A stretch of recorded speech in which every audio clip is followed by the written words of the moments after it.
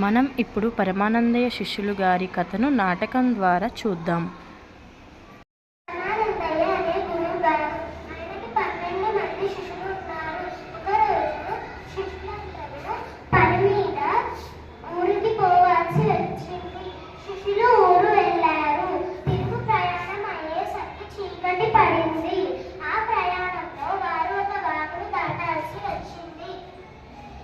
శిష్యులు వాగును ఎలా దాటారో ఏం జరిగిందో ఈ నాటకం ద్వారా తెలుసుకుందాం.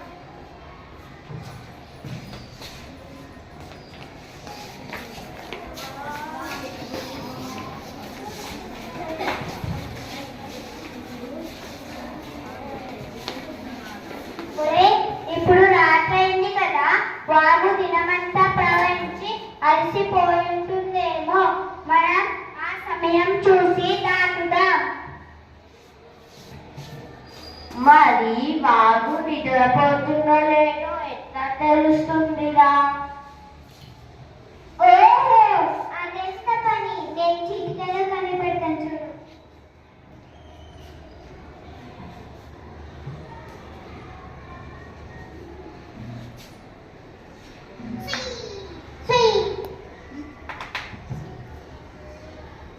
అరే, బాబుకి ఏ పని మిగిలిందో ఏమో, నిద్రపోలేదు, తెలివితోనే ఉన్నది.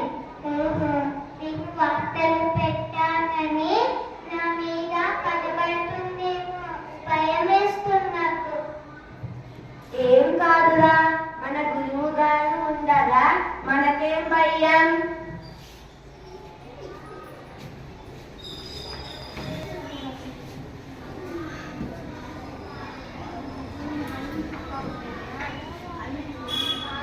వాగు నిద్రపోతుందో కాదో చూసి వస్తానురా.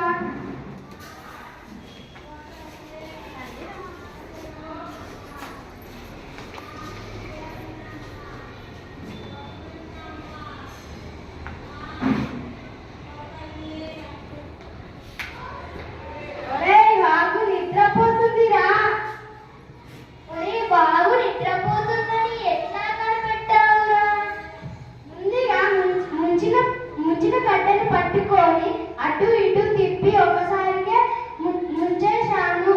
అప్పుడు వాగు ఏ చప్పుడు చేయలేదు, అంటే వాగు నిద్రపోయినట్లే కదా. మరి మన వాగు దాటే సమయంలో మన అడిగిడికి వాగుకు తెలియకొస్తే అమ్మో ఏమి కాదురా, మన గురువు గారు ఉన్నారు కదా. గురువు గారు ఉండగా మనకెందుకు భయం?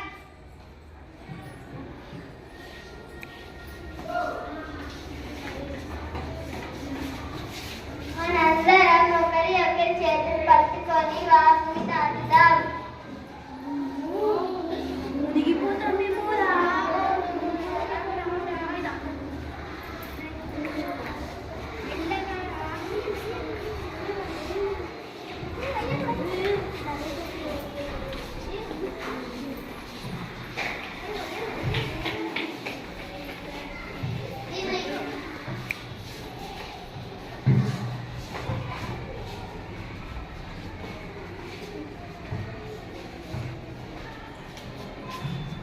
అందరూ వాగు దాటామా?